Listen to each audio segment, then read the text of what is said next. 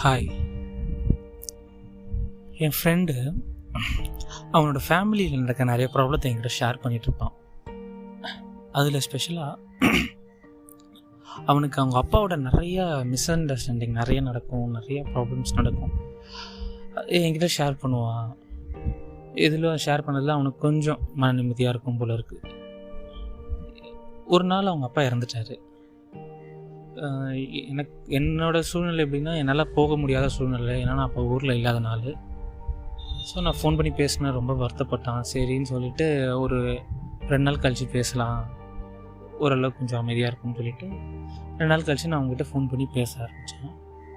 பேசும்போது தெரிஞ்சிச்சு, ஓகே அப்போ ஓரளவுக்கு கொஞ்சம் ஸ்டேபிளாக என்கிட்ட கொஞ்சம் ஓரளவுக்கு நல்லா பேசினான். அப்போ என்கிட்ட ஒரு விஷயத்த ஷேர் பண்ணான். என்னென்னா, அவங்க அப்பா இறக்கும் போது அவன் கூட தான் இருந்துக்கிறான். அவனுக்கு அவங்க அப்பா இறந்துட்டார். அவங்க அப்பா கிட்டே போயிட்டேன்னா அவங்க அப்பா நெத்தியில் முத்தம் கொடுத்துருக்குறான். கொடுத்துட்டு கொஞ்ச நேரம் கழித்து ஃபீல் பண்ணியிருக்கிறான். அவனுக்கு விவரம் தெரிஞ்சதுலேருந்து அவன் அவங்க அப்பாவுக்கு முத்தம் கொடுத்ததே இல்லை. என்கிட்ட சொல்லி எனக்கு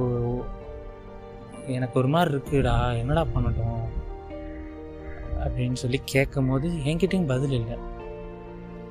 நான் பார்த்தா ரியலாக ஃபீல் பண்ண ஆரம்பித்தேன். லைக் நம்ம பேரண்ட்ஸில் அம்மாவுக்கு சொல்லவே வேணாம், நம்மளுக்கு 90 வயசு ஆனாலும் நம்மளுக்கு அவங்க குழந்தைங்க தான்.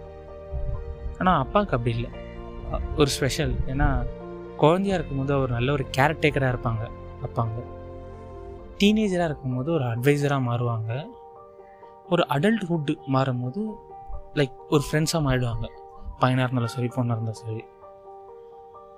ஆனால் பசங்களுக்கு ஸ்பெஷலாக இந்த சேஞ்சஸ் அப்போ சில வீட்டில் ஒரு இம்பேலன்ஸில் என்ன ஆகிடும்னா, அது ஒரு பிரச்சனையாக மாற ஆரம்பிச்சிடும். அது பெரிய பிரச்சனை, ஒரு சின்ன ஒரு மிஸ் அண்டர்ஸ்டாண்டிங், ஒரு சின்ன ஒரு இன்ஃபீரியாரிட்டி காம்ப்ளெக்ஸாக இருக்கலாம், இல்லைனா ஒரு ஏதோ ஒரு ப்ராப்ளத்தில் முக்கால்வாசி பசங்களுக்கும் அப்பாங்களுக்கும் எப்படின்னா ஒரு மனஸ்தாபம் இருந்துக்கிட்டே இருக்கும். இதில் பாவம் அம்மா தான் நடுவில் மாட்டிட்டு முழிப்பாங்க. எனக்கு என் ஃப்ரெண்டு அது மாதிரி சொல்லும் போது தான் தெரிஞ்சிச்சு, நம்மளுக்கு இப்போ அந்த லாஸ் தெரியாதுன்னு. எனக்கு நான் வாங்கின அட்வைஸ் எப்படின்னா, நம்ம அடுத்த ஜென்மத்தில் இது மாதிரி ஒன்றா பிறப்போமோ இல்லையோ, அடுத்த ஜென்மம் நம்மளுக்கு இருக்கான்னு தெரியல, இப்போ இருக்கிறது இந்த ஒரே லைஃபு, ஒன்றா இருந்து சந்தோஷமாக இருந்துட்டு போயிடலாமே, எதுக்கு பிரச்சனைன்னு சொல்லிட்டு எனக்கு அட்வைஸ் கொடுப்பாங்க. அதுதான் நானும் ஃபீல் பண்ண ஆரம்பித்தேன்.